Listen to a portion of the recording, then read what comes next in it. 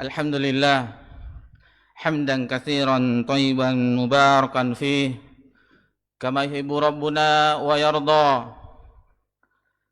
Asyhadu an la ilaha illallah wahdahu la syarika lah wa asyhadu anna Muhammadan abduhu wa rasuluh sallallahu alaihi wa ala alihi wa man sara ala nahjihi wa tamassaka bi sunnati ila yaumiddin wa sallaman tasliman katsira amma ba'd. Alhamdulillah ala kulli hal qadarallahu ma syafa'al. Kita seharusnya mulai ba'da maghrib, namun karena kita berencana, Allah berencana, maka rencana Allah jualah yang terjadi. Kemudian salawat beriringkan salam kepada Nabi kita tercinta, Nabi Muhammad sallallahu alaihi wasallam. Di kesempatan yang berbahagia ini, pada tanggal 4 Jumadil Ula tahun 1445 Hijriah, bertepatan tanggal 17 November 2023, insyaallah di Masjid Ubay bin Ka'ab ini kita akan membedah buku.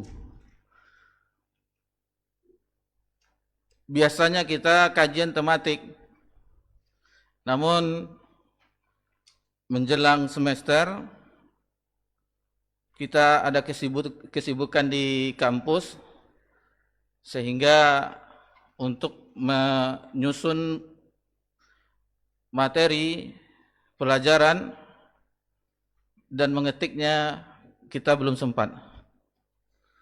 Jadi mudah-mudahan dengan membedah buku yang sebenarnya buku ini dahulunya ada seperti yang dijilidnya agak bagus. Cuman karena tidak ada stoknya lagi, jadi kita fotokopi saja PDF-nya. Mudah-mudahan itu bisa kita pelajari bersama-sama. Namun kekurangan di PDF itu tidak disetting, mungkin ayat-ayatnya, nas-nasnya terlalu kecil, belum diset. Itu masih format awal. Jadi agak bagi yang bapak-bapak yang matanya sudah agak kabur, mungkin bisa ditambah pakai kacamata baru bisa kelihatan. Bapak-bapak, ibu-ibu yang semoga diberkahi dan dirahmati oleh Allah Subhanahu wa taala. Sebelum kita membedah, istilahnya mengambil poin-poin faedah dari coretan ini, kita katakan coretan karena tidak ada nilai yang khusus, cuman untuk belajar menulis ketika itu. Alhamdulillah akhirnya tersusun juga. Namun ada sedikit kita sebagai muqaddimah sebelum azan Isya, bahwasanya kita diperintahkan untuk mencatat, menulis, dan itu kita ma'ruf. Rasulullah SAW bersabda, qaidul ilmu bil kitab, maka ikatlah ilmu itu dengan tulisan. Abdullah bin Ammar bin Al-As radhiyallahu anhuma itu dipuji oleh Abu Hurairah radhiyallahu anhu, di mana Abdullah bin Amr bin As adalah sahabat yang pertama menulis hadis-hadis Nabi sallallahu alaihi wasallam. Sehingga Abu Hurairah radhiyallahu anhu memuji bahwasanya hafalan hadis itu, hadis yang banyak dimiliki Abdullah bin Amr bin As itu lebih banyak dibandingkan oleh Abu Hurairah, karena Abu Hurairah menghafal saja, sementara Abdullah bin Amr bin Al-As itu menulisnya, mencatatnya. Dan itu sebagaimana diperintahkan oleh Nabi sallallahu alaihi wasallam, uktub, tulislah. Fawallazi nafsi biyadih, demi zat yang jiwaku berada di genggamannya, ma kharaja minhu illal haqq, kata Nabi sallallahu alaihi wasallam, tidaklah keluar dari sini, maksudnya dari lisan Nabi sallallahu alaihi wasallam, melainkan kebenaran. Wa ma yantiqu 'anil hawa in huwa illa wahyu yuha. Bapak-bapak, ibu-ibu yang semoga diberkahi dan dirahmati oleh Allah Subhanahu wa taala. Bahkan Imam Asy-Sya'bi rahimallahu taala pernah mengungkapkan, iza sami'ta syai'a, jika engkau mendengar sesuatu, faktubhu, maka tulislah, catatlah, walau fil kha'it, walaupun itu di dinding-dinding. Dan ma'ruf, sebagian kalau orang yang belajar, khususnya yang di Ma'had dan pelajar-pelajar ilmiah yang lainnya yang lebih memperdalam ilmu agama, mereka menghafal syair Nabi sallallahu syair dari Imam Asy-Syafi'i rahimallahu taala, al ilmu saydu wal kitabatu qayyiduh. Ilmu itu ibarat buruan, dan tulisan itu, catatan itu adalah pengikatnya. Qaid suyudaka bil hibalil wathiqah, maka ikatlah buruanmu itu dengan ikatan yang kuat. Faminal hamaqati an tasida ghazalah wa tasrakuha bainal khalaiqi taliqah. Jadi sungguh aneh, kata Imam Asy-Syafi'i, seseorang yang sudah mendapatkan buruannya lalu dilepasnya, tidak diikatnya, lalu otomatis dia akan pergi begitu saja. Itu sedikit bagaimana gambaran para ulama kita. Dan ketahuilah, ma'asyiral muslimin wal muslimat, tulisan adalah umur kedua. Perhatikanlah, kita katakan umur kedua, maksudnya para ulama kita, lihatlah seperti Imam Bukhari, Imam Muslim, Imam Sunan-Sunan yang lainnya, dan imam-imam yang kita ketahui namanya, meskipun mereka telah wafat berabad-abad yang lalu, tetapi kita masih menikmati tulisan-tulisannya, mempelajarinya bersama-sama, sehingga seolah-olah mereka yang telah lama tiada masih hidup di zaman kita. Karena mereka, tulisan mereka, karya-karya mereka, sehingga masih bisa dipelajari oleh orang-orang yang ingin mengetahui agama Allah Azza wa Jalla. Ada cerita yang teringat akan kita, bahwasanya di zaman dahulu, kalau dahulu tidak ada fotokopi seperti sekarang, tidak ada. Jadi kalau mau memperbanyak tulisan, fotokopinya ke jasa menulis, dan itu pakai tinta, ditulis, disalin sampai berhari-hari, berbulan kalau tebal itu baru bisa. Dan kita mengetahui kondisi para ulama, di antaranya mereka ada yang fakir, sehingga buku mereka dijual ke pasar, lalu di kemudian harinya dia membutuhkan buku tentang pembahasan itu, dicari-cari di toko buku, akhirnya berjumpa, lalu dilihatnya, dikobek-kobeknya, di apain halaman, seolah-olah ini awalnya dicelanya, tulisannya jelek sekali itu. Karena dulu pakai tinta, lalu teringat, ini adalah buku saya yang dahulu saya jual, akhirnya dibeli lagi. Ternyata yang tulisan jelek itu tulisan dia. Nah, itu semacam bagaimana cerita-cerita yang kalau kita membacanya, maka kita akan tersenyum, bagaimana kejadian-kejadian dahulu yang ulama pun seperti itu kehidupannya. Jadi ada semacam manusiawi seperti kita melihat catatan, apalah maksudnya ini? Tahu-taunya itu catatan dia sendiri. Tapi sudah azan ya Pak ya. Kita azan dulu, insyaallah setelah azan Isya kita akan mencoba mengambil pelajaran-pelajaran dari tulisan sederhana ini. Fadhil.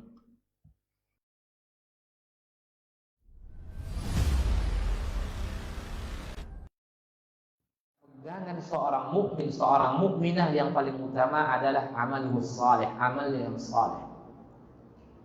Orang yang ingin selamat dari fitnah, orang yang ingin selamat dari mara bahaya, dia mesti berpegang teguh terhadap amal saleh yang selalu dia lakukan kepada Allah Subhanahu wa taala. Suatu ketika Nabi sallallahu alaihi wasallam mengatakan, "Badiru bil a'mal." Ini di zaman Nabi. Badiru bil a'mal, 1400 tahun yang telah berlalu. Nabi memberikan nasihat kepada sahabatnya, "Badiru bil a'mal, fitanan ka qita'il lailil muzlim.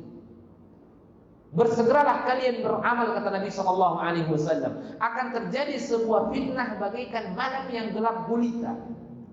Apa kata para ulama? Kenapa Nabi sallallahu alaihi wasallam mengibaratkan fitnah itu seperti malam gelap gulita? Karena sulitnya bagi seseorang membedakan ketika fitnah itu muncul, sulit bagi seseorang membedakan yang mana yang hak, yang mana yang batil. Yang batil dikira hak, yang hak dikira batil. Yang sunnah dikira bid'ah, yang bid'ah dikira sunnah. Bagaikan malam gelap gulita. Sampai bahaya fitnah itu digambarkan oleh Nabi sallallahu alaihi wasallam, yusbihu ar-rajulu mu'minan wa yumsi kafiran wa yumsi mu'minan wa yusbihu kafiran yabi'u dinahu bi'aradin min ad-dunya. Sampai terjadi ketika itu seorang di pagi hari dalam keadaan mukmin, di sore harinya murtad, di sore harinya mukmin, di pagi harinya murtad. Betapa banyak orang yang menjual agamanya ketika itu. Apa makhrajnya? Jalan keluarnya apa? Amal saleh, istiqamah di atas amal saleh kepada Allah Subhanahu wa taala. Ini tempat pijakan kita ini. Hidup di akhir zaman, ingin selamat, maka berusahalah berpacu untuk melaksanakan pintu-pintu kebaikan. Fastabiqul khairat. Berlombalah kalian dalam beribadah. Bukan berlombalah kalian dalam mencari harta, bukan berlombalah kalian dalam mencari istri, berlombalah kalian dalam mencari pekerjaan, berlombalah kalian dalam mencari rumah, tidak. Tapi berlombalah kalian di dalam mencari kebaikan, dalam beribadah. Makanya ketika kita misalkan lihat teman kita, saudara kita berpuasa misalkan Senin Kamis, maka hendaknya itu menjadi cambuk bagi kita untuk berlomba dengannya. Ketika kita lihat teman kita ada yang mengkhatamkan Al-Quran sekali sebulan, maka itu menjadi cambuk, motivasi bagi kita untuk berlomba dengannya. Ada yang bersedekah, ada yang memberi makan anak yatim, memberi makan orang miskin dan sebagainya. Itu menjadi cambuk bagi kita untuk berlomba. Dan seperti itulah seharusnya kita. Ya. Dalam Al-Quran Allah Subhanahu wa taala mengatakan, ketika menyebutkan tentang surga, Allah mengatakan wa fi dzalika falyatanafasil mutanafisun. Dalam hal yang demikian itu, mencari surga Allah, mencari ampunan Allah, hendaklah mereka saling berlomba satu dengan yang lain. Nah, ini penting Bapak Ibu sekalian. Sekarang ini orang banyak berlomba tidak untuk urusan akhirat tapi untuk urusan dunia. Padahal dunia akan kita tinggalkan. Makanya Imam Al-Hasan Al-Basri mengatakan, apabila engkau melihat ada orang yang menyaingimu dalam urusan dunia, maka saingi dia dalam urusan apa? Akhirat. Alhamdulillah, wassalatu wassalamu ala rasulillah, ma ba'd. Bapak-bapak, ibu-ibu yang semoga diberkahi dan dirahmati oleh Allah Subhanahu wa taala, di halaman I2, coba dilihat di kata pengantar. Halaman I2, di kata pengantar. Awalnya pujian kepada Allah sebagaimana biasanya memulai kajian atau khutbatul hajah. Kemudian di sini disebutkan di paragraf di I2, di kalimat buku yang amat sederhana ini berisikan tentang tauhid rububiyah. Sudah jumpa Bapak-bapak? Jadi kelebihan kita bagi yang ingin membaca, jangan ditinggalkan membaca muqaddimah. Karena muqaddimah itu adalah kita akan mengetahui gambaran umum apa maksud dari buku tersebut. Seperti Al-Hafiz Ibnu Hajar Al-Asqalani di dalam kitab Bulughul Maram, kalau kita tidak membaca muqaddimah dari beliau rahimahullah ta'ala, kita tidak mengetahui apa maksud kitabnya tersebut. Jadi kitab Bulughul Maram itu ketika ulama-ulama, karena Al-Hafiz ketika itu beliau sibuk dengan yang lainnya sebagai alim di zaman itu, dan tulisan-tulisan yang lain, dan tulisan yang sangat bermanfaat sampai sekarang dan insyaallah sampai akhir zaman, yaitu mensyarah Sahih Bukhari, Fathul Bari. Ketika di muqaddimah Bulughul Maram itu bahwasanya sering orang-orang di zamannya para ulama meminta Al-Hafiz Ibnu Hajar Al-Asqalani rahimahullah ta'ala untuk menulis kitab fikih dari hadis Nabi SAW. Dan akhirnya dengan berjalannya waktu tersusunlah, maka diberi kitab itu dengan nama Bulughul Maram. Telah sampainya keinginan. Jadi keinginan orang-orang yang menginginkan kitab hadis fikih itu telah tercapai. Seperti tulisan sederhana yang ada pada bapak-bapak, ibu-ibu, fotokopinya, itu judulnya Allah Robku dan Robmu. Itu selain untuk diri kita sendiri, umumnya kepada kaum muslimin dan muslimat, dan untuk non-muslim. Karena non-muslim itu mereka belum mengenal Allah Azza wa Jalla, belum sampai kepada mereka ilmu sehingga mereka tidak menyembah Allah Subhanahu wa taala karena pengetahuan yang belum sampai, atau mungkin terhalang dari hidayah sehingga tidak mau menerima kebenaran. Jadi di sini buku yang amat sederhana ini berisikan tentang tauhid rububiyah, dijelaskan uluhiyah dan asma wa sifat, di mana setiap kita wajib mengetahuinya. Kemudian penulis menjelaskan sedikit mengenai surah Al-Fatihah. Jadi disinggung di dalam kitab ini surah Al-Fatihah. Surah Al-Fatihah. Meskipun dalam keadaan terpisah-pisah. Jadi menerangkan, menjelaskan secara ringkas surah Al-Fatihah, tetapi tidak sesuai urutan, dimulai dari awal sampai akhir, tidak. Tetapi apabila itu sesuai dengan pembahasan, maka akan dibahas, akan dimasukkan dalilnya surah Al-Fatihah. Meskipun dalam keadaan terpisah dalam lembaran buku ini, karena pada surah Al-Fatihah terkandung nilai-nilai tauhid. Pernah lihat pembahasan dari Ustadz kita, Dr. Ali Musri, setiap Jumat ya, Jumat 2 kali sebulan, Bismillah, bagaimana di Bismillah kandungan nilai-nilai tauhid. Begitu juga penulis menukilkan beberapa hadis yang terdapat pada matan Arba'in An-Nawawiyah. Karena pokok dasar agama Islam berporos pada hadis Arba'in yang telah disusun oleh Al-Imam An-Nawawi rahimahullah. Jadi pas terakhirnya, semua yang tertuang dalam buku ini semuanya taufik dari Allah Subhanahu wa taala, sebagaimana Allah Subhanahu wa taala berfirman di dalam surat Hud ayat 88, "Wa ma taufiqi illa billahi alaihi tawakkaltu wa ilaihi unib." Dan tidak ada taufik bagiku melainkan pertolongan Allah Subhanahu wa taala. Hanya kepada Allah aku bertawakal dan hanya kepadanya lah aku kembali. Perhatikanlah judul dari tulisan ulama kita, Fathul Bari. Bari adalah salah satu nama Allah Subhanahu. Fathul Majid itu nama-nama Allah. Seperti syarah dari Sunan Abi Daud, Aunul Ma'bud. Aun itu pertolongan, ma'bud yang disembah, pertolongan yang disembah. Maksudnya pertolongan dari Allah Subhanahu wa taala. Tafsir Taisir Karimur Rahman fi Tafsir Kalamil Mannan. Kemudahan dari Karimur Rahman itu nama dan sifat Allah Subhanahu wa taala. Ketika menafsirkan Kalamil Mannan, perkataan Al-Mannan juga sifat Allah Subhanahu wa taala. Jadi di akhirnya yang menuliskan menyebutkan semoga buku ini bermanfaat bagi pembaca umumnya dan bagi penulis khususnya sebagai pemberat timbangan amal kebaikan di yaumil mahsyar. Ini tahun selesainya tanggalnya 9 Zulqa'dah tahun 1440 Hijriah. Berarti sekitar 5 tahun yang lalu lebih kurang. Di daftar isi kita lihat ini gambar, namanya bedah buku, jadi kita mengambil poin-poinnya saja, tidak seluruhnya kita bahas.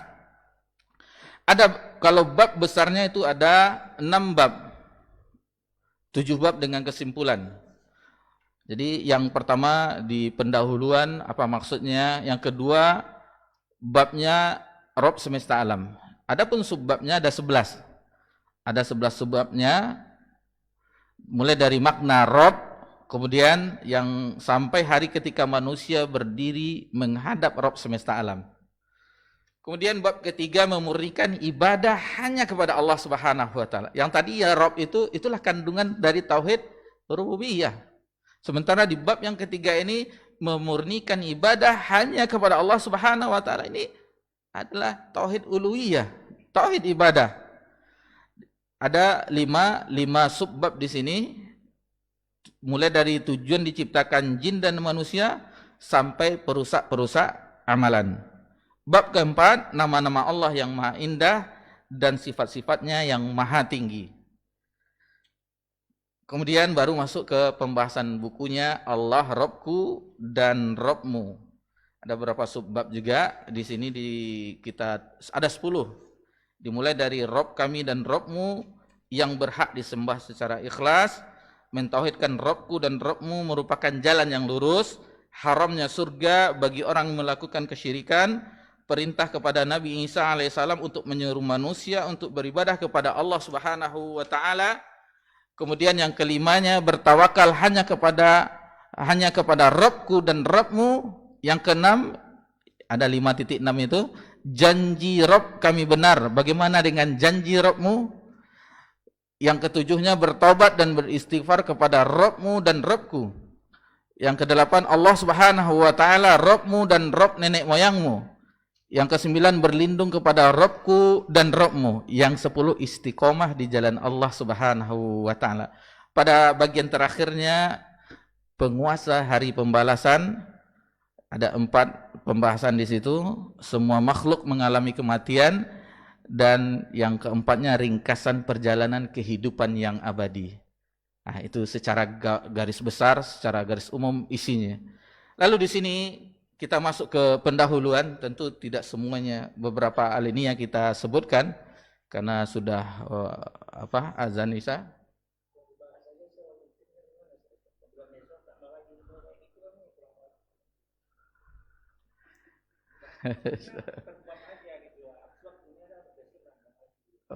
Atau sekarang kita bedah secara umum saja dulu.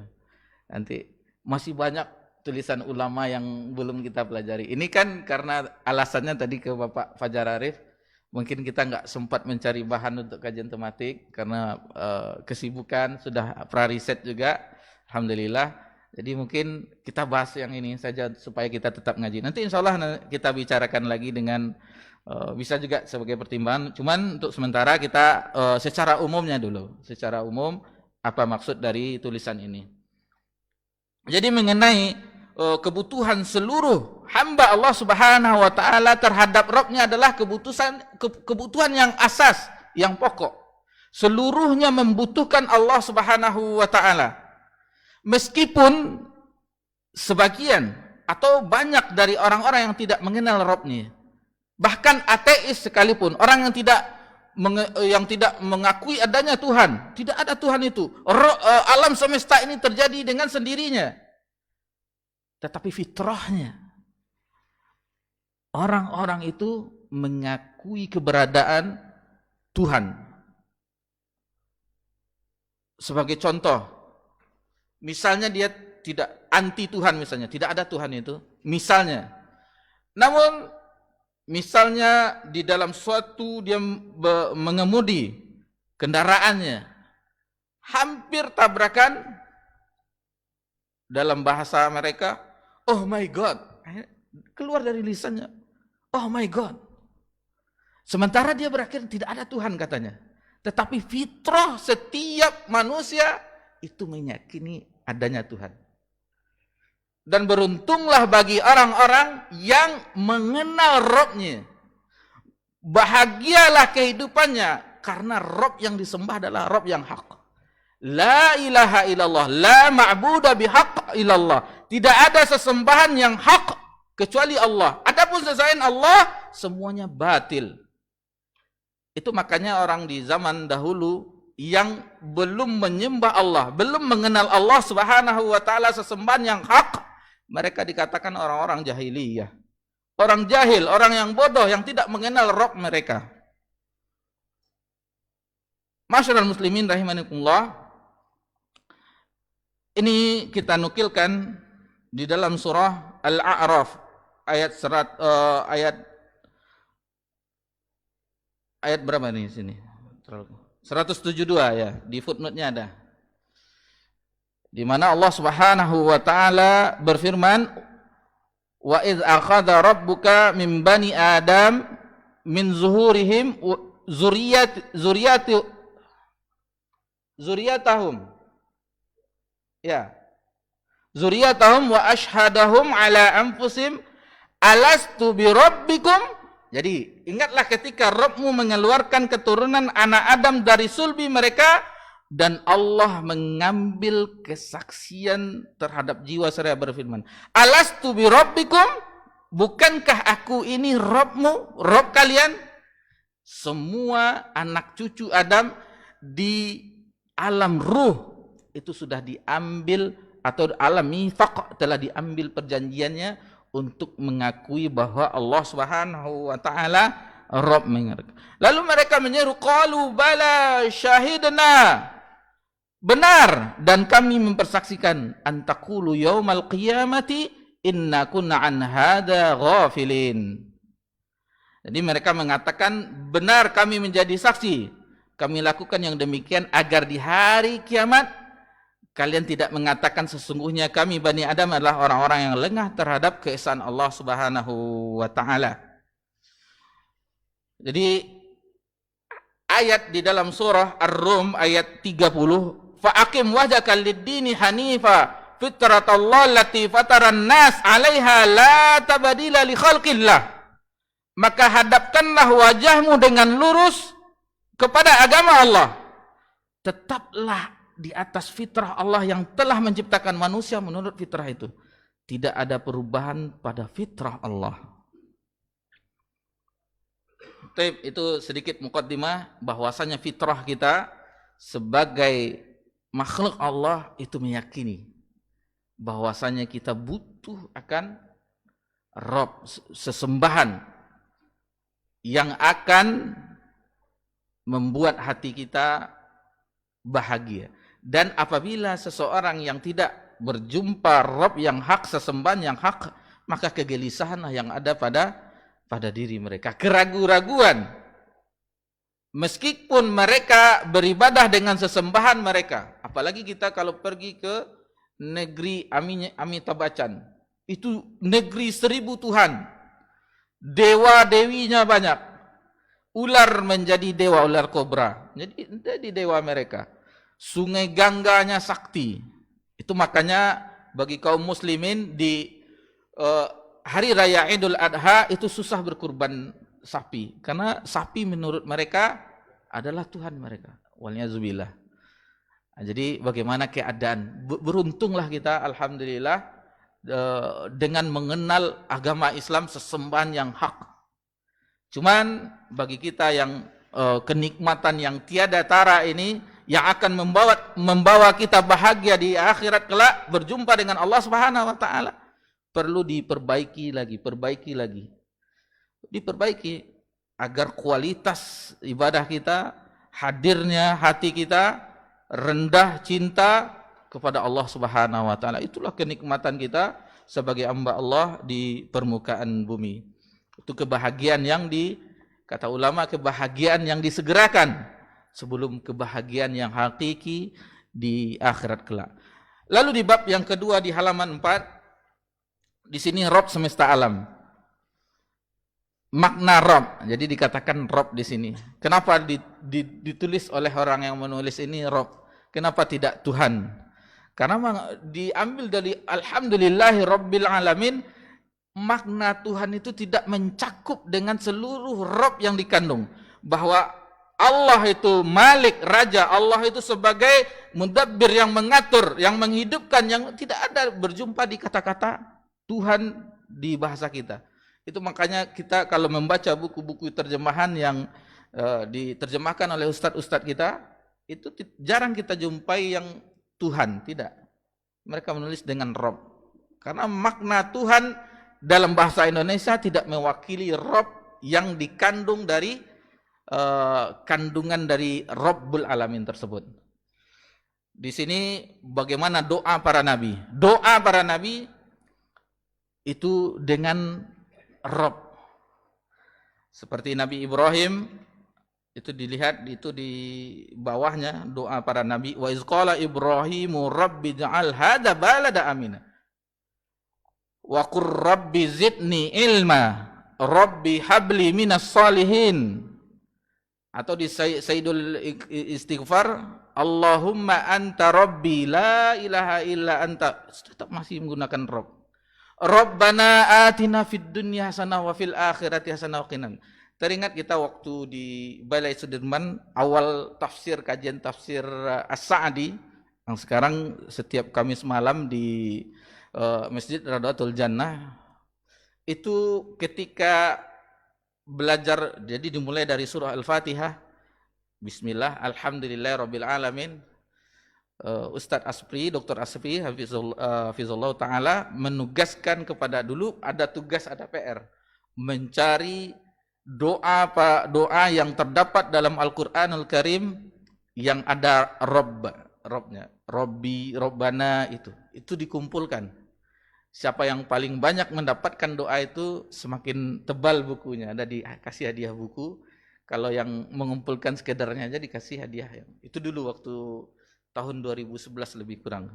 Nah, itu seperti itu metode belajar di bagaimana ada PR-nya, ada ya, alhamdulillah itu kita sempat mengikutinya dan sampai sekarang alhamdulillah tadi malam juga hadir di situ. Kemudian kita mungkin ini sudah tidak terlalu apa di bab ini. Al-Quran diturunkan sudah kita singgung juga di beberapa kajian kita. Kita langsung ke halaman ke-14. Memurnikan ibadah hanya kepada Allah Subhanahu wa taala. Bab yang ketiga. Tujuan diciptakan jin dan manusia, makna ibadah. Sepertinya sudah pernah kita bahas kita singgung juga di kajian-kajian kita sebelumnya. Syarat diterimanya ibadah, macam-macam ibadah. Nah, jadi macam-macam ibadah itu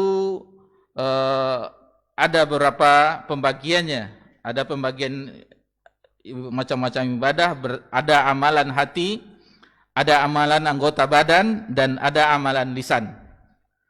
Itu macam-macamnya semuanya. Dan yang paling berat dan yang paling besar ganjarannya di sisi Allah Subhanahu wa taala adalah amalan hati. Amalan hati. Itu yang paling berat timbangannya, pahalanya di sisi Allah Subhanahu wa taala. Pernah kita contohkan di kajian ini atau di tempat lain bahwasanya seseorang di antara kita berdiri di belakang imam di saf yang pertama itu akan mendapatkan pahala di sisi Allah Subhanahu wa taala yang berbeda. Karena apa? Karena kekhusyuan mereka berbeda-beda. Walaupun sama takbiratul ihramnya, akan tetapi hadirnya hatinya ketika sedang melakukan ibadah tersebut berbeda dengan saudaranya yang lain. Itu yang menilainya Allah Subhanahu wa taala, bukan kita manusia. Kita secara zahir, oh si fulan itu baik, kenapa? Dia pergi ke masjid, dia membantu orang, dia begini, suka meminjamkan orang apabila ingin meminjam sesuatu. Atau itu secara zahir ataupun secara batin, maka itulah penilaian Allah Subhanahu wa taala. Itu makanya ketika Usamah bin Zaid yang tetap membunuh orang yang mengucapkan la ilaha illallah, Nabi marah. Apakah engkau telah merobek hatinya, melihat isi hatinya? Kata Nabi SAW, kata Usamah ketika itu, ingin rasanya aku masuk Islam setelah itu. Karena saking menyesalnya Usamah beralasan bahwasannya dia mengucapkan la ilaha illallah karena takut dibunuh. Dia diucapkan la ilaha illallah.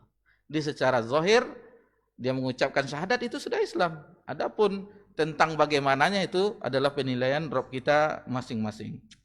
Di sini disebutkan niat, taubat itu ibadah-ibadah yang berat. Sabar, kejujuran, tawakal, syukur, khusyuk itu sangat berat dilakukan. Takwa, mahabbah, cinta, khauf. Kalau kita belajar di al-usulul salasah, anwa'ul ibadah, ini semua disebutkan. Al-anwa'ul ibadah, khauf, raja, khasyah, mahabbah, semuanya itu disebutkan. Adapun amalan yang lainnya seperti amalan badan itu kita yang paling utama adalah salat.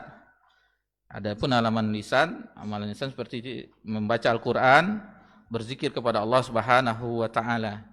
Itu di antara contohnya. Kita masuk ke bab yang keempat, Jadi namanya bedah buku itu lompat-lompat. Yang penting tahu dahulu. Apakah di bulan yang akan datang insya Allah kita lanjutkan pembahasan ini atau kita mencari beralih ke materi yang lebih bermanfaat? Di halaman 43, nama-nama Allah yang maha indah dan sifat-sifat yang maha tinggi. Alhamdulillah Ustadz kita Al-Fadil Ustadz Riko Febriadi membahas itu Qawaidul Musla. Itu bagaimana kaidah-kaidah di dalam memahami asma wa sifat Allah Subhanahu wa taala. Dan bapak-bapak, ibu-ibu sudah paham bagaimana kita harus dan ini yang harus pertama kali dipahamkan. Yang paling pertama kali tentang memahami asma wa sifat yang dijelaskan oleh Nabi SAW, may yuridillahu bihi khairan yufaqihu fid din. Kefakihan kita terhadap nama-nama Allah yang maha indah dan sifat-sifat Allah yang maha tinggi. Ini kedudukannya sebagaimana dijelaskan oleh para ulama kita. Jadi kalau kita membahas nama-nama Allah yang maha indah dan sifat-sifatnya yang maha tinggi, maka akan bahagia, akan menemukan kita bagaimana Allah dengan Dia menamakan dirinya dan setiap namanya itu adalah sifat. Di pelajaran Qawaidul Musla itu mungkin sudah terlewat atau belum, bahwasanya setiap nama itu adalah sifat dan setiap sifat itu belum tentu nama. Jadi kaidah-kaidah itu agar kita memahaminya. Dan betapa banyak Allah Subhanahu wa taala di lembarannya itu, di ujung-ujungnya itu Allah menyebutkan Samiul Alim, Khabir, Latiful Khabir, dan semua itu bagaimana Allah Ar-Rahmanir Rahim menyebutkan, memperkenalkan bagaimana Allah Subhanahu wa taala namanya dan sifatnya. Ini ada di halaman 47, metode menetapkan asma wa sifat Allah Subhanahu wa taala. Jadi metode yang benar di barisan yang kedua. Metode yang benar dalam bab asma wa sifat itu bahwasanya kita menetapkan. Jadi kita harus mengimani di halaman 47 di alinea kedua, pembenaran tasdik yang sungguh-sungguh terhadap sifat yang ditetapkan Allah baginya dan yang ditetapkan oleh Rasulnya tanpa memalingkan maknanya, tanpa ditahrif. Itu akidah Ahlussunnah yang hak dalam memahami asma wa sifat Allah, dan tidak pula menolaknya, tidak ditaktil, dan tanpa memberinya gambaran, tidak ditakyif dan menanyakan bagaimananya, dan tidak pula menyerupakannya dengan makhluk, tidak ditamsil. Ditetapkan apabila Allah itu menyebutkan tentang dirinya dan Nabi SAW juga menyebutkan di dalam hadisnya, maka kita gunakan metode ini. Kita terima, tapi tidak dipalingkan maknanya, tidak ditanyakan bagaimananya, dan tidak ditolak. Jadi itu harus kita betul-betul meyakini, karena banyak dari sebagian saudara-saudara kita yang menolaknya. Tidak mungkin, Allah tidak mungkin, karena mereka menggambarkan bahwa yang mereka yakini itu sesuai dengan akal mereka. Karena orang-orang yang akliyun menolak nakli, nas dengan akal mereka tidak masuk akal katanya. Kalau tidak masuk akal ditolak. Contoh hadis yang bahwasanya Allah turun ke langit dunia di sepertiga malam, itu tidak masuk akal. Bagaimana nanti di Indonesia jam 3, di negeri lain jam sekian, jam sekian. Berarti haras kosong katanya. Nah, ini karena dengan akalnya dia menggambarkan Allah sesuai dengan akal. Akal bagaimana? Sementara kata ulama kita, akal itu ibarat pandangan. Akal itu ibarat pandangan, maka turunlah wahyu untuk menjelaskannya. Bagaimana pandangan kita di balik tirai itu, kita nggak tahu apa yang kita lihat. Berapa jumlah ibu-ibu kaum muslimah di sana kita nggak tahu karena terbatas. Dan begitu juga akal kita terbatas, wahyu itulah yang menunjukkannya. Tentang hari kiamat nggak masuk akal. Masa bumi ini hancur dibangkitkan? Kalau akal kita berpikir dah hancur jadi tanah, bagaimana dibangkitkan lagi? Tetapi dijelaskan oleh nakli dari nas-nas kabar dari Allah Subhanahu wa taala dan hadis-hadis Nabi sallallahu alaihi wasallam bahwasanya semua kita dibangkitkan. Nah, begitulah bagaimana Allah Subhanahu wa taala dengan sempurnanya agama ini menjelaskan semuanya dengan wahyunya. Lalu apakah tidak berfungsi akal kita seolah-olah jumud, sudah cukup wahyu itu? Tidak. Jernihnya akal seseorang hamba adalah ketika menerima dalil tersebut, tidak menolaknya. Itu jernihnya akal. Adapun akal yang busuk, yang dibujuk rayu, diselewengkan oleh iblis, maka itulah akal-akal yang tidak mau menerimanya dan menolaknya.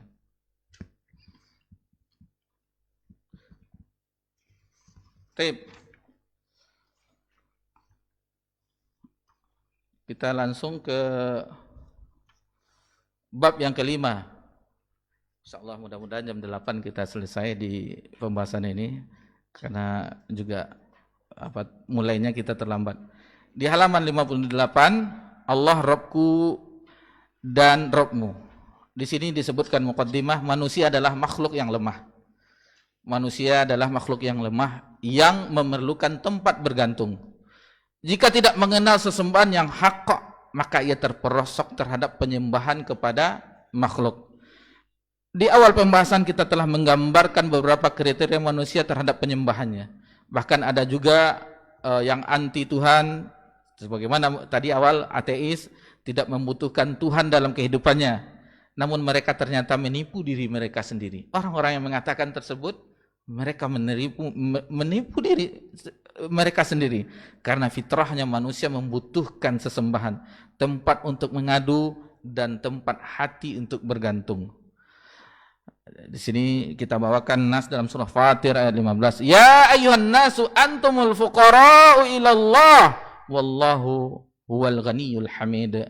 Hai manusia, kamu yang butuh kepada Allah, dan Allah dialah yang maha kaya, dan bahwasanya Allah tidak memerlukan sekutu, lagi maha terpuji. Adapun yang lainnya di pembahasan beberapa subbab itu pernah kita singgung-singgung juga.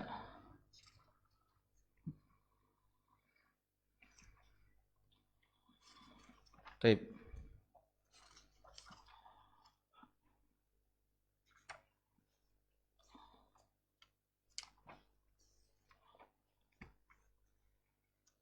Di halaman 76, di bagian yang ke-10 dari bab ini, istiqomah di jalan Allah Subhanahu wa taala. Dibawakan di sini dalam surah Asy-Syura ayat 15. Falidzalika fad'u wastaqim kama umirt wa la tattabi' ahwa'ahum wa qul amantu bima anzalallahu min kitab wa umirtu la'udila bainakumullahu rabbuna wa rabbukum lana a'maluna wa lakum a'malukum la hujjata bainana wa bainakumullahu yajma'u bainana wa ilaihil masir. Maka karena itu serulah mereka kepada agama itu, dan tetaplah sebagaimana diperintahkan kepadamu, dan janganlah mengikuti hawa nafsu. Dan katakanlah, aku beriman kepada semua kitab yang diturunkan Allah, dan aku diperintahkan supaya berlaku adil di antaramu. Allah lah Rabb kami dan Rabbmu. Bagi kami amal-amal kami, dan bagi kamu amal-amal kamu. Tidak ada pertengkaran antara kami dan kamu. Allah mengumpulkan antara kita, dan hanya kepadanya lah kita kembali. Berkata Al-Hafiz Ibnu Katsir rahimahullah, ayat yang mulia ini mengandung 10 poin yang masing-masing berdiri sendiri, terpisah dari yang lain dan mengandung hukum tersendiri. Para ulama mengatakan bahwa tiada yang menyaingi ayat ini selain ayat kursi. Jadi ayat yang paling mulia dalam Al-Quranul Karim adalah ayat kursi. Hanya ayat kursi yang menyaingi kandungan dari ayat ini, yang baru saja kita dengarkan bersama-sama. Karena sesungguhnya di dalam ayat kursi pun terkandung 10 poin yang terpisah-pisah, sama dengan ada yang di ayat ini. Ada penjelasannya di bawahnya. Ada 10 pembahasan namun kita sudah mengetahui bagaimana gambaran ayat tersebut dan kita juga mengetahui bagaimana keagungan ayat kursi. Keagungan ayat kursi. Kemudian di bab yang ke-6 di halaman 81, penguasa hari pembalasan, Malik Yaumiddin. Sebagaimana kita sebutkan tadi di kata pengantar, bahwasanya kita membawakan seolah-olah menafsirkan surah Al-Fatihah, lalu membawakan bagaimana disinggung juga awalnya tauhid, tentang tauhid rububiyah, uluhiyah, asma wa sifat, lalu kita membawakan penafsiran dalam surah Al-Fatihah walaupun dalam keadaan terpisah-terpisah. Itu seluruh surah Al-Fatihah ada di penjelasannya di tulisan ini, akan tetapi secara terpisah. Seperti di sini di bab yang ke-6 Malik Yaumiddin. Di bab yang lain didahulukan. Cuma ada di kandungannya di tulisan ini. Yaitu menguasai hari pembalasan. Ibnu Abbas radhiyallahu anhu mengatakan Yaumiddin adalah hari semua makhluk menjalani hisab, yaitu hari kiamat. Allah membalas mereka sesuai dengan amal perbuatannya masing-masing. Jika amal perbuatannya baik, balasannya baik, dan jika amal perbuatannya buruk, maka balasannya pun buruk, kecuali orang yang mendapat ampunan dari Allah Subhanahu wa taala. Hal yang sama juga dikatakan oleh selain Ibnu Abbas dari kalangan para sahabat, tabi'in, dan ulama-ulama terdahulu dalam hal ini. Kemudian pada poin satunya, semua makhluk mengalami kematian. Kematian di halaman 83 bagian bawah 6.6.1 halaman 83. Semua makhluk mengalami kematian. Semua makhluk mengalami kematian. Kematian merupakan rahasia ilahi. Tidak ada satupun yang mengetahui kapan seorang akan menemui ajalnya. Allah Subhanahu wa taala berfirman, "Kullu nafsin za'iqatul maut wa innama tuwaffuna ujurakum yaumal qiyamah wa man zuhziha 'anil nar wa udkhilal jannah faqad faz wa mal hayatud dunya illa mata'ul ghurur." Tiap-tiap yang berjiwa akan merasakan mati. Dan sesungguhnya pada hari kiamat sajalah disempurnakan pahalamu. Barang siapa yang dijauhkan dari neraka dan dimasukkan ke dalam surga, maka sungguh ia telah beruntung. Kehidupan dunia itu tidak lain hanyalah kesenangan yang memperdayakan. Di sini kita juga membawakan hadis yang sangat panjang di halaman 85, hadis Bara' bin Azib. Hadis Bara' bin Azib itu perjalanan ruh ketika dicabut. Ada orang yang soleh dan ada orang yang toleh. Adapun orang yang soleh itu bagaimana lembutnya perlakuan malaikat. Dan semuanya nanti ketika di alam kubur, ujian kita sama seluruhnya. Pertanyaan sama. Man rabbuk? Itu sama. Ditanya tentang Rabb, tentang agama, dan tentang Nabi sallallahu alaihi wasallam. Itu makanya penting sekali bagi kita untuk mempelajari al-usulus salasah. 3 landasan utama itu, karena kita kan ma'rifatullah, ma'rifatun nabi, mengenal agama kita Islam dengan dalil-dalilnya. Itu penting sekali. Walaupun matanya sederhana, tetapi itulah nanti soal ujian kita semuanya di alam kubur. Alhamdulillah jika di masjid kita ini sudah mempelajarinya, itu apabila memahaminya, dan guru kita, salah seorang dari guru kita, alhamdulillah ketika tahun 2006 kita mendapat info dari beliau bahwasanya sudah puluhan kali mengajarkan al-usulus salasah. Matan yang sederhana sudah puluhan kali. Karena pembahasan tipis tetapi manfaat faedahnya sangat luar biasa, sangat luar biasa. Di sini ada azab dan nikmat, peringkasan perjalanan kehidupan yang abadi di halaman 90. Halaman 6.4 ringkasan perjalanan kehidupan abadi. Jadi setelah kita wafat, diringkas di tulisan ini bagaimana kehidupan nanti seluruhnya. Ada ditiupkan faza, trompet itu nanti ada dibangkitkan, dan ini kita susun sampai nanti seseorang itu memasuki surga atau neraka. Dikumpul di yaumul mahsyar, ada haudnya, ada telaga bagi yang mengikuti sunnah Nabi SAW, maka dia akan menikmati haud telaga Nabi SAW. Kata Nabi SAW, orang yang meminum di telaga Nabi tidak merasakan haus selama-lamanya. Adapun orang yang diusir adalah orang yang menyelisihi Nabi SAW. Di sini keadaan manusia dua tempatnya. Imma di surga Allah Subhanahu wa taala atau di tempat yang paling buruk di neraka Allah Subhanahu wa taala. Baik, itulah, adapun kesimpulan adalah itu bagaimana kita menyimpulkan semua tulisan yang di 6 bab itu. Dan di bagian akhirnya, di bagian akhir di halaman 102, di sini disebutkan risalah ini mulai disusun, ada doa yang diajarkan oleh Nabi SAW yang intinya Allahumma bi'ilmikal ghaiba wa qudratika 'alal khalq ahyini ma 'alimta hayataka khairali wa tawaffani idza 'alimta. Itu bagaimana nanti seseorang, kalau di buku wirid dan doa ini adalah doa bagaimana seseorang agar pelipulara, doa pelipulara menyejukkan hati. Nah, itu hendaknya kita membaca doa tersebut. Adapun di bagian akhirnya, risalah ini mulai disusun di waktu duha. Jadi tulisan sederhana ini dimulai di waktu duha pada hari Rabu tanggal 6 Rabiul Awal tahun 1440 Hijriah, 14 November 2018. Alhamdulillah selesai pada hari Kamis pada subuh pada tanggal 9 Jumadil Akhirah 1440. Nah, itulah dia bagaimana tulisan yang sederhana ini, dan secara garis besar itulah isinya.